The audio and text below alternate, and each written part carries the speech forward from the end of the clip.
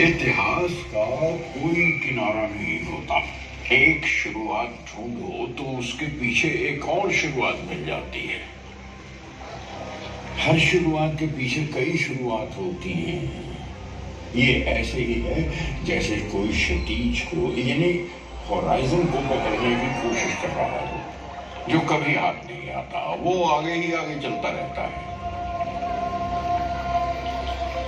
फुटाला lake के किनारे बैठकर हम अगर नागपुर का इतिहास छूने की कोशिश करें तो चलिए देखें कहां तक पहुंचते हैं।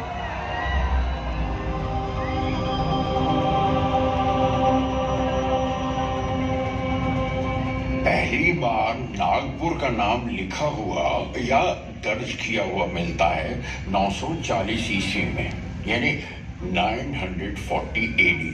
एक कॉपर प्लेट पर देवड़ी गांव में, जो आज के वर्धा जिला में है।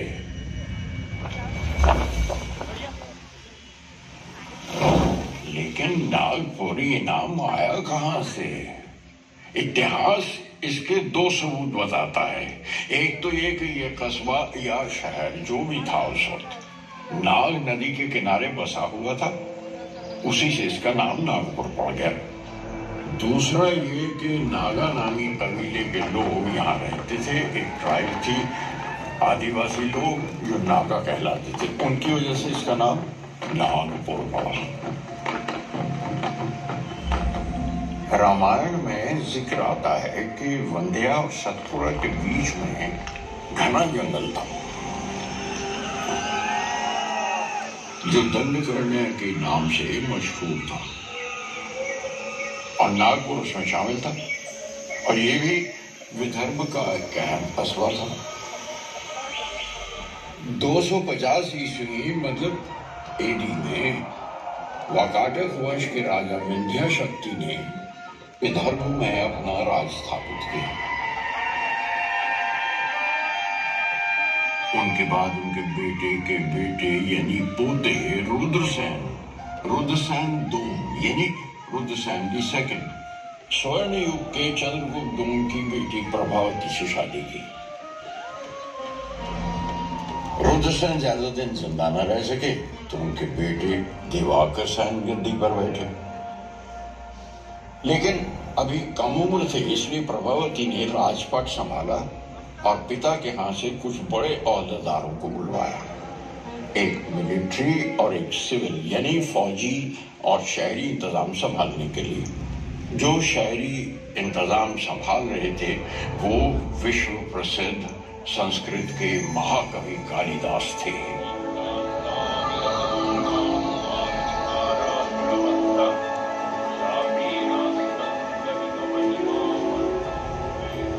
और रामगिरी, जिसे अब हम रामटेक कहते हैं, वहां बैठकर मेघदूत की रचना की। ये नाम भी नागपुर से जुड़ गया।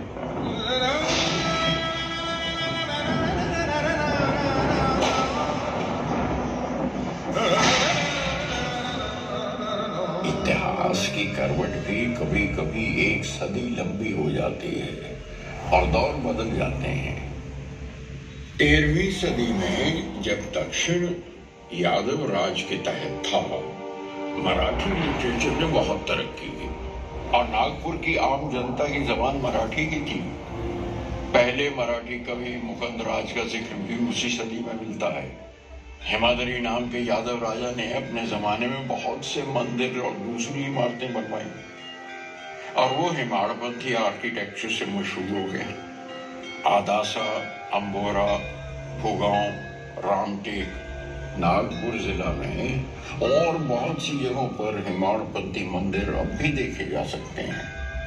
लेकिन 13वीं सदी खत्म होते होते 1318 में कुतुबुद्दीन मुबारक शाह ने यादव राजा हरपल देव को हराकर विदर्भ और महाराष्ट्र के एक बड़े हिस्से में इस्लामिक कल्चर की शुरुआत की।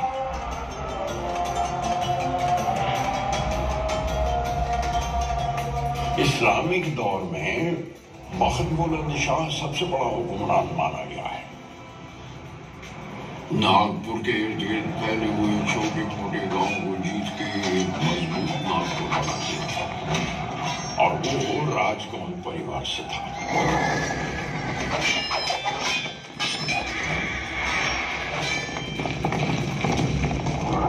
उसके बाद चांद सुल्तान गद्दी पर बैठा। उसने नागपुर को अपनी राजधानी बना लिया।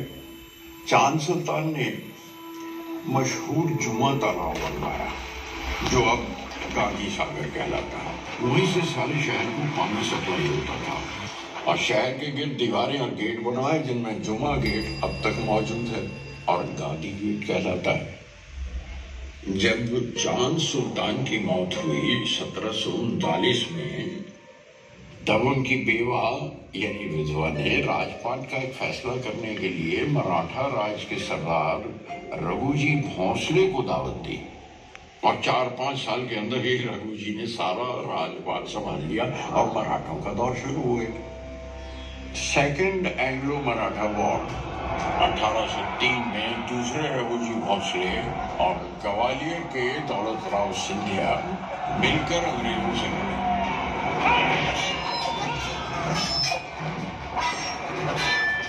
हार गए और एक बड़ा हिस्सा राजपाट का अंग्रेजों को सौंपना पड़ा। अब अंग्रेजों का दौर शुरू हुआ।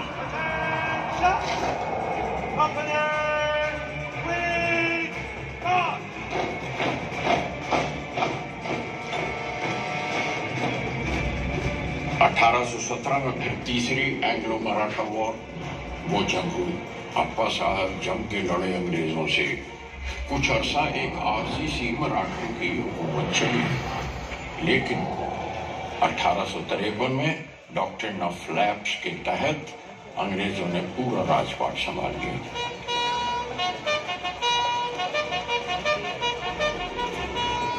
ये हमारी आजादी की पहली लड़ाई 1857 से ठीक 4 साल पहले की बात है। अंग्रेजों के हाथ पांव ऑक्टोपस की तरह हिंदुस्तान में फैल रहे थे। 1861 में अंग्रेजों ने नागपुर को राजधानी बनाकर सेंट्रल प्रोविंसेस की स्थापना की। 1891 में कांग्रेस का 7वां अधिवेशन नागपुर में हुआ और उसकी वजह से आजादी आंदोलन में एक नई लहर दौड़ गई। 1907 में अंग्रेजों ने हिंदुस्तान का सर्वे किया और जैसे नाभि जिस्म की नसों का केंद्र होती है, वैसे नागपुर में 0 माइल पत्थर रखा गया। इस तरह नागपुर हिंदुस्तान का केंद्र बिंदु यानी सेंटर बन गया। एक तरह से नागपुर हिंदुस्तान की नाभि है। 1907 ही में लोकमान्य तिलक कांग्रेस के एक्सट्रीमिस्ट ग्रुप के बड़े लीडर बन गए। नागपुर में दादा साहब खापर्डे, डॉक्टर बालकृष्ण शिवराम मोजे, डॉक्टर केशव बलीराम हेडगेवार तिलकवादी स्कूल को रिप्रेजेंट करते थे। उसी साल कांग्रेस का अधिवेशन नागपुर में होने वाला था। लोग चाहते थे कि तिलक ही उसके अध्यक्ष हो। स्कूलों कॉलेजों के विद्यार्थियों ने तिलक, लाला लाजपत राय, अरविंदो घोष, बिपिन चंद्र पाल की तस्वीरें लेकर जुलूस निकाले। मॉरिस कॉलेज के विद्यार्थियों ने अपने यूरोपियन प्रोफेसरों का स्वागत वंदे मातरम से किया। नागपुर की गलियां मोहल्ले वंदे मातरम के गाने से गूंज उठे।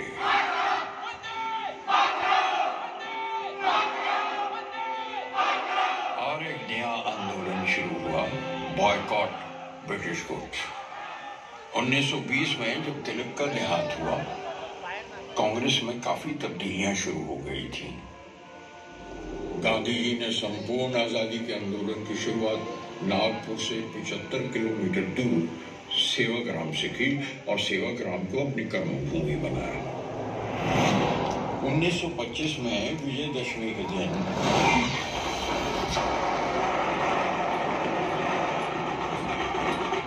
डॉक्टर केशव बलीराम हेडगेवार ने नागपुर में आरएसएस यानी राष्ट्रीय स्वयंसेवक संघ की स्थापना की, जो आज दुनिया की सबसे बड़ी एनजीओ है।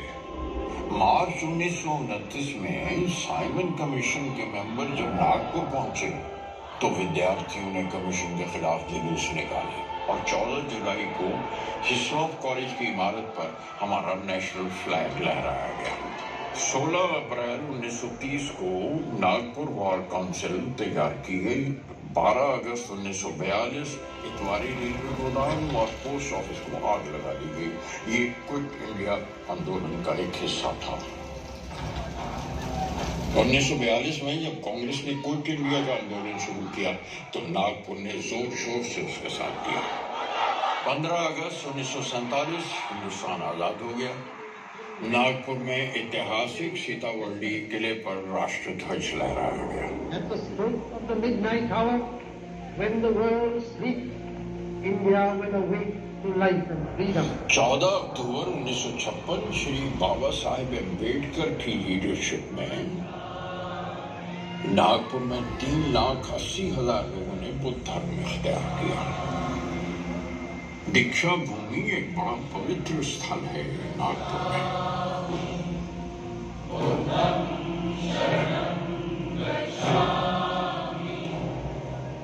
एक और चीज जिसके लिए नागपुर मशहूर है वो रॉयल बंगाल टाइगर्स है। बल्कि नागपुर को संतरा नगरी के साथ साथ टाइगर कैपिटल ऑफ इंडिया भी कहा जाता है। प्रिंट मीडिया में भी नागपुर का योगदान कम नहीं है। देश सेवक नाम से पहला मराठी अखबार 1907 में शुरू हुआ और 1922 में संस्कृत का पहला बाई मंथली मैगजीन निकाला।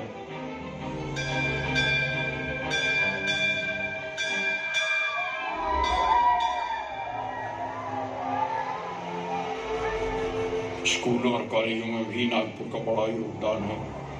1920 में 46 पब्लिक स्कूल थे नागपुर में। लड़कियों की शिक्षा के लिए पहला स्कूल नागपुर में सीतावर्ली में 1878 में शुरू हुआ। 1923 में नागपुर यूनिवर्सिटी कायम हुई।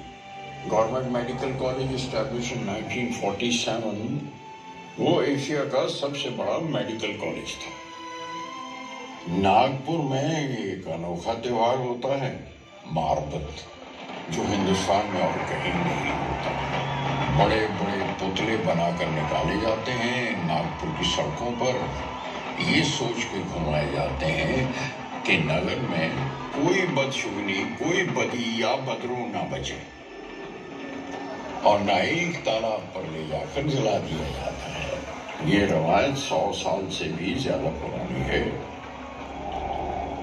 रामनवमी शोभा यात्रा एक और खूबसूरत त्योहार है नागपुर में। राम, सीता और लक्ष्मण के साथ हनुमान जी की मूर्ति लगाकर रथ सजाए जाते हैं और गाते बजाते नागपुर की गलियों में निकाले जाते हैं। नागपुर से बड़ी बड़ी हस्तियों ने हिंदुस्तान की उन्नति और तरक्की में हिस्सा लिया है। बड़े रंग देखे हैं और दिए हैं नागपुर ने अपने देश को। नागपुर हिंदुस्तान की सतरंगी है, हमारी रेनबो है। अगर ये पानी में पिघल के भूल जाए तो कुछ ऐसे ही रंग आपको दिखाई देंगे जो इस वक्त पानी के पर्दे पर रक्स कर रहे हैं और गुनगुना रहे हैं।